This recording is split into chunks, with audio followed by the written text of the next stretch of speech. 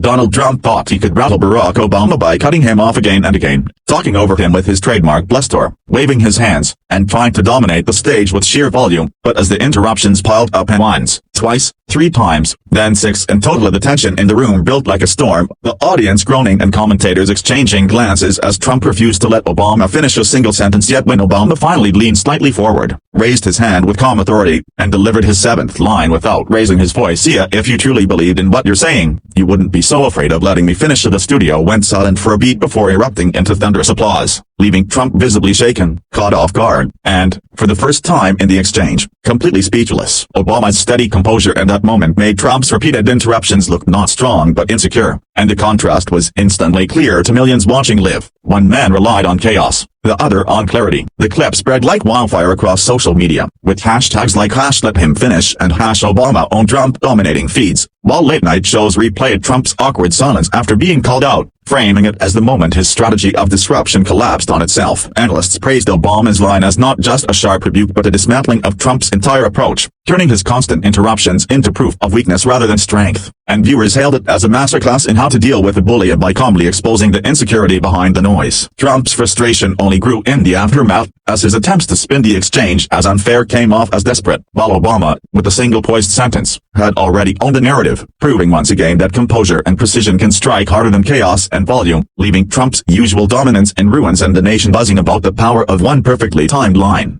What made the moment even more explosive was how quickly it traveled beyond the studio and into the bloodstream of American political discourse, because within minutes of Barack Obama calmly delivering that devastating 7th line, social media feeds were flooded with clips replaying the exact second Trump's face shifted from smug defiance to stunned silence, and the visual became an instant meme, a symbol of what many viewers had long wanted to see: someone finally cutting through Trump's interruptions with undeniable authority. Networks replayed the footage on loop. Commentators highlighted how Obama's calm tone contrasted with Trump's frantic overtalking, and even some conservative voices quietly admitted that the exchange looked terrible for Trump, who appeared rattled and out of control, while Obama emerged unshaken and in command. The line itself became a rallying cry, popping up on protest signs, T-shirts, and endless TikTok edits where young voters added captions like "This is how you handle a bully" and "Truth greater than noise," giving the moment cultural legs that stretched far beyond the political junkie crowd. And what truly stung Trump was that nothing he said afterward made rid of his tweets, his interviews, his attempts to frame the exchange as biased all fell flat, because the image of him silenced by Obama's calm presence was too powerful to erase. Editorials praised the moment as a reminder that real strength is not in overpowering your opponent with noise but in dismantling them with precision. And even international outlets picked up the story, calling it one of the most humiliating live TV defeats Trump had ever suffered. By the end of the week, the 7th line wasn't just remembered as something Obama said in a heated debate. It was canonized as a turning point, a textbook example of how poise, intellect, and timing could collapse an entire strategy of chaos in a single sentence, leaving Trump grasping for control and Obama once again demonstrating why his voice still carries the power to silence a room, a rival, and a nation all at once.